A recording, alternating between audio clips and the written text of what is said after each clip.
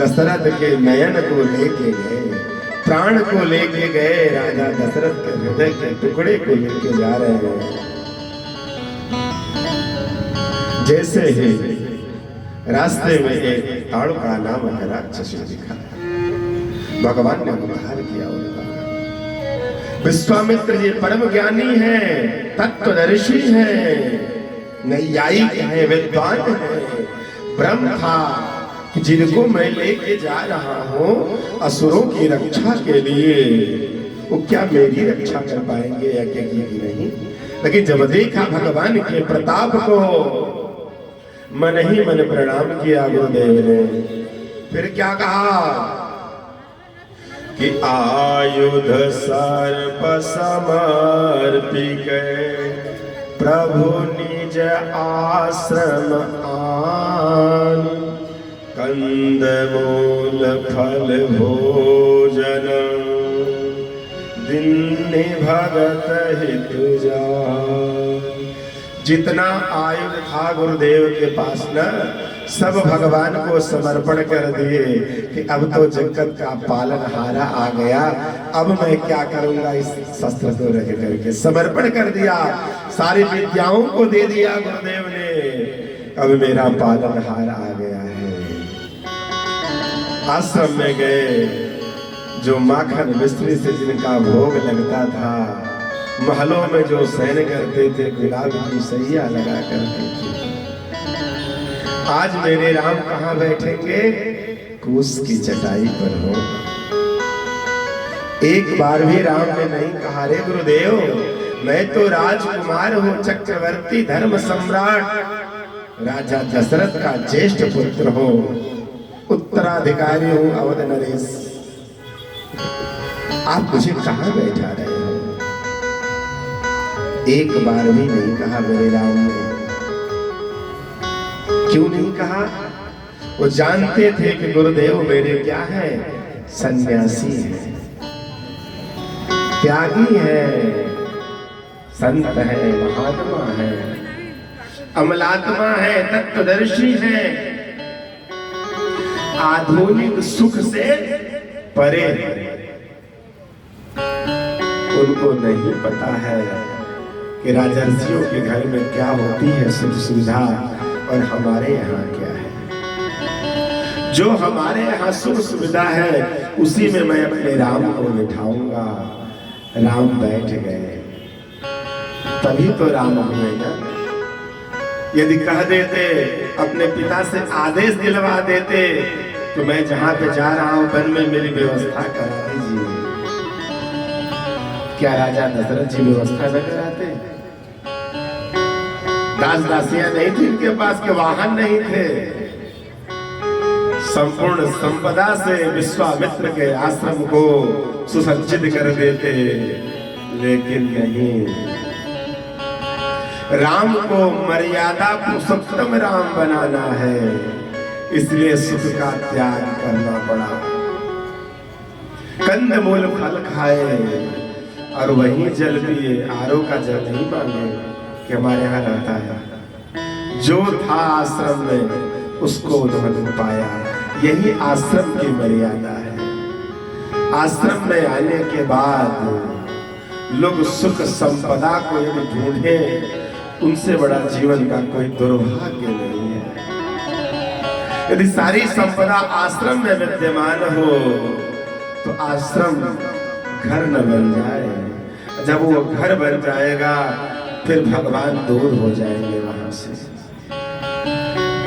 गृहस्थ और संत में यही तो अंतर है कि जो पाया संत वो पा लिया, जहां पाया वहां सो लिया। गृहस्थ के लंबे लिस्ट होती है महाराज। ये नाश्ते में चाहिए, जलपान चाहिए, भोजन चाहिए, ऐसा बिस्तर चाहिए, सारे मेनू रहते हैं, लेकिन संत के पास नहीं है। प्रातः कालीन हुआ, भगवान ने कहा गुरुदेव अब आप निर्भय होकर के, आप निश्चिंत होकर के आप यज्ञ प्रारंभ करें। जो आएंगे भक्त मैं उनको देख लूंगा। निर्भय जाय यज्ञ तुम करहो। भगवान राम का निवेदन सुनते ही महात्माओं ने यज्ञ को प्रारंभ कर दिया। महाराज यज्ञ प्रारंभ हो गई, स्वाहा स्वाहा होने लगा, आकाश मंडल गुंजायमान हो गया, लेकिन निश्चरों से रहा नहीं।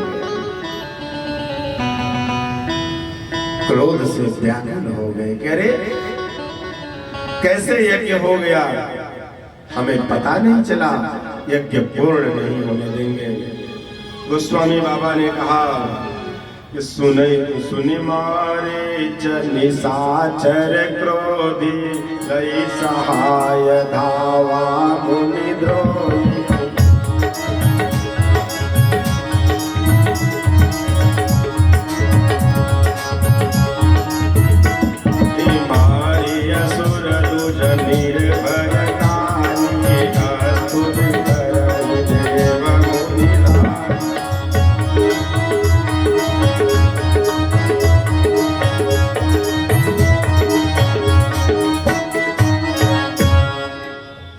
प्रेम से बोलिए भक्तवत्सल भगवान की जय। भगवान राम ने बाण निकाला तरकस्य हो, और एक ही बाण से उद्धार कर दिया सुबाहु का।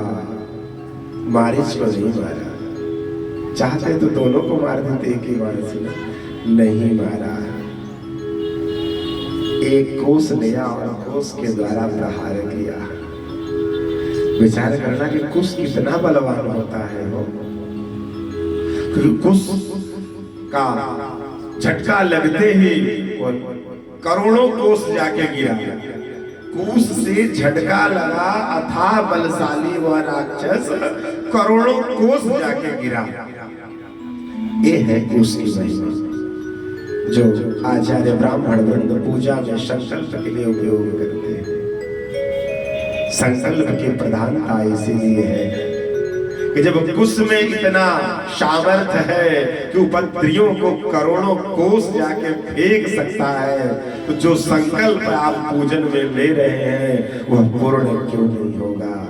उसी वेग से तो भगवान के चरणों में जाएगा।